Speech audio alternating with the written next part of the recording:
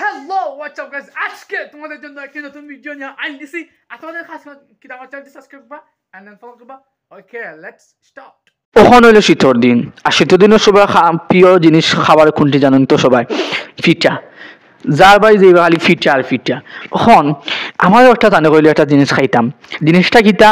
এটা হইলো পিঠা, মানে ফব ফব প্লাস পিঠা। তারপরে মুই কিতা করলাম, একটা নাইকল আনিলাম দোকান থেকে।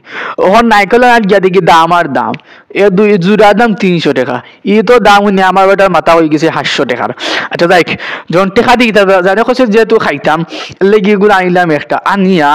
এখন এগুলো চুলাইন লাগো, এখন চুলাইত গেলে সেট মারলে ডেং মারে, মানে জিও আছে যে নানি ও মানে ডেং করে। তারপরে আস্তে আস্তে কোনো স্রোত করে চুলাইলাম।